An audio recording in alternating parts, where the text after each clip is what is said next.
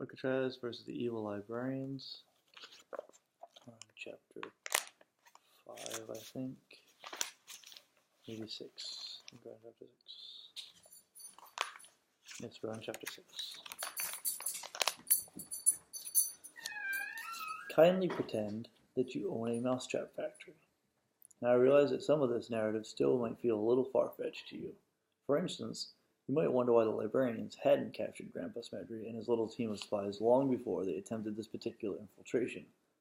My friends do, as you have undoubtedly noticed, stand out, with their self-driving cars, odd disguises, and near-lethal handbags. This brings us back to your mousetrap factory. How is it doing? Are profits up? Ah, that's very pleasant.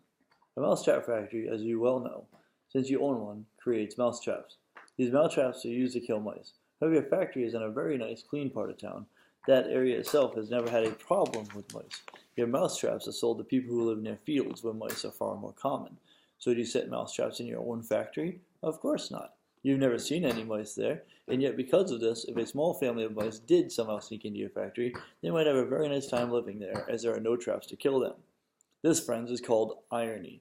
Your mousetrap factory could itself become infested with mice in a similar way. The librarians are very good at patrolling the borders of their lands, keeping out enemy oculators like Grandpa Smedry, yet they don't expect to find mice like Grandpa Smedry hiding in the centers of their cities. And that is why 2 men in tuxedos, one very large Mokian in sunglasses and a kimono, one young girl with a soldier's grace, and a very confused young oculator in a green jacket, could walk right up to the downtown library without drawing too much librarian attention. Besides, you've seen the kinds of people who walk around downtown, haven't you? All right, Smedry, Bastille said to Grandpa, what's the plan? Well, first, I'll take an oculatory reading of the building, Grandpa Smedry said. Done, Bastille said tersely. Low librarian population, high oculatory magic content, and a very nasty fellow on the 3rd floor. Grandpa Smedry squinted at the library through his reddish glasses. Why, yes. How did you know? Bastille nodded to me. Grandpa Smedry smiled broadly. Getting used to the lenses this quickly. You show quite a bit of promise, lad. Quite a bit, indeed. I shrugged. Bastille did the interpreting. I just described what I saw. Was this before or after she smacked you with her purse? Quentin asked. The short man watched the conversation with amusement, while Singh poked around in the gutter. Singh had fortunately put away his weapons, and was now carrying them in a large gym bag, which clashed horribly with his kimono. Well, Grandpa Smedry said. Well, sneaking into the downtown library at last. I think our base infiltration plan should work. Wouldn't you say, Quentin? The wiry man nodded. Cantaloupe. Fluttering paper makes a duck. I frowned. What is that supposed to mean? Don't mind him, Bastille said, if he says things that don't make sense. His talent, I thought, right. And what exactly, Bastille said to Grandpa Smedry, is your base infiltration plan? Quentin takes a few minutes scouting and watching the lobby just to make sure all's clear, Grandpa Smedry said. Then Singh makes a distraction. We all sneak into the employee access corridors. There we split up. 1 oculator per team. And search out powerful sources of oculation. Those sands should glow like something else. And if we find the sands, I asked? Take them and get out, sneakily, of course. Huh? Bastille paused. Why, that actually sounds like a good plan. She seemed surprised. Of course it is, Grandpa Smedry said. We've spent long enough working on it. I've worried for years that someday we might have to infiltrate this place. Worried, I thought. The fact that even Grandpa Smedry found the infiltration a bit unnerving made it seem even more dangerous than I had before. Anyway, Grandpa Smedry said, Quentin, be off. We're late already. The short man nodded, adjusted the carnation on his lapel, then took a deep breath and ducked through the building's broad glass doors. Grandfather, I said, glancing at Grandpa Smedry, these people want to kill me, right? Don't feel bad, he said, removing his lenses. They undoubtedly want to kill all of us.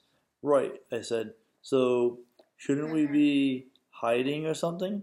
Not just standing on the street corner in plain sight? Well, answer me this, he said. That man with the gun, had you seen him before? No. Did he recognize you? No, actually, I said. He asked who I was before he tried to shoot me. Exactly, Grandpa Smedry said, strolling over to glance in the library window. You're a very special person, Alcatraz, and because of that, I suspect that those who watch over you didn't want their peers knowing where you were.